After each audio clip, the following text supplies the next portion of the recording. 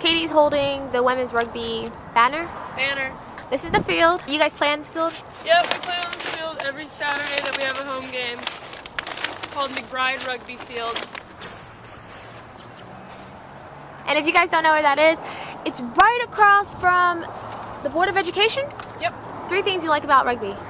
I like rugby because you get to hit people and you get to hang out and have a good time afterwards, and it keeps you in shape. These 2 trees right here were planted for fellow rugby players that passed away. This one's for Wayne Coulter. He died in 2002. He played on the men's team. And this one here is for my teammate Jennifer Hanna. She just passed away in May. We planted that tree for her a few months ago. So you guys have like a family bond in rugby? Yeah, definitely. Rugby's all about having a family bond. You get to know the people that you play with better than the people you've known your whole life. So there is actual rugby field. So that's the goalpost? Yeah, rugby post. And you know it's a rugby field because they go all the way up. That's what a traditional rugby. But traditional rugby posts are extremely high, much higher than football posts. Why? Just so for whenever they kick for points and stuff, you have to get it directly between the 2. Okay. And so it doesn't matter how high you kick, you still have to get it between those 2. Do they play any games here, like actual games? Yeah, this is where we play all of our games at. All your home games? Yeah, all of our home games are here, and the men play here too. So where's the bleachers? There's not much bleachers. The sideline,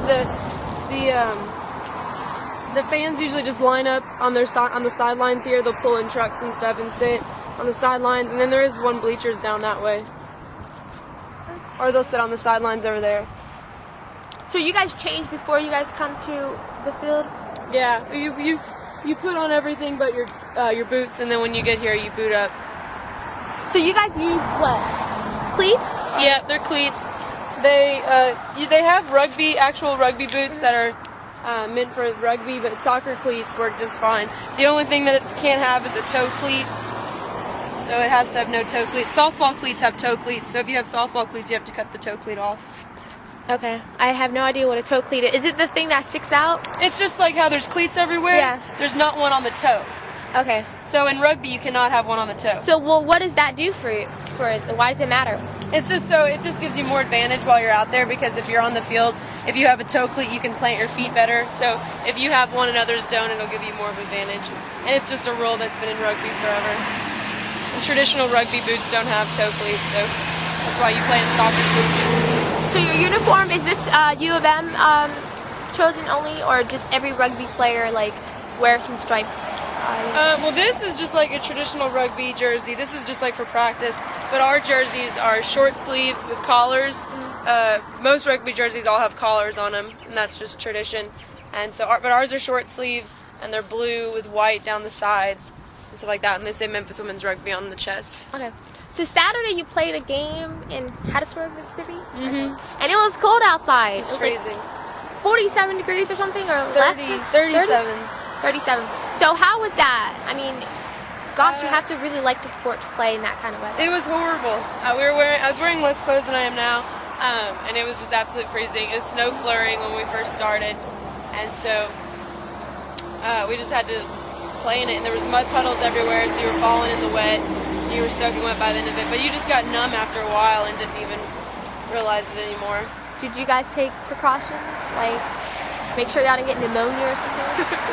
No, I think everyone was fine. We just all huddled up afterwards until we got somewhere warm. And so you guys won! Yay! Yep. It was worth it, right? Playing in the cold? But it was freezing the whole time. Yeah. But at least you kicked butt. So what was your score? 29-5. Wow. We scored 5 tries and got 2 extra kicks, and they only scored 1 try and they missed their extra kick. What school did you guys play? University of Southern Mississippi. Okay. So we don't have the ball today, but No. it looks like a football, but a little bit rounder. It's fatter, it doesn't have laces, and it's more egg-shaped than football. Well, I mean, every sport, in both sports there's tons of contact and stuff like that, so I wouldn't say that that one is more brutal than the other, but I just think the times when you hit each other is different than in rugby and football.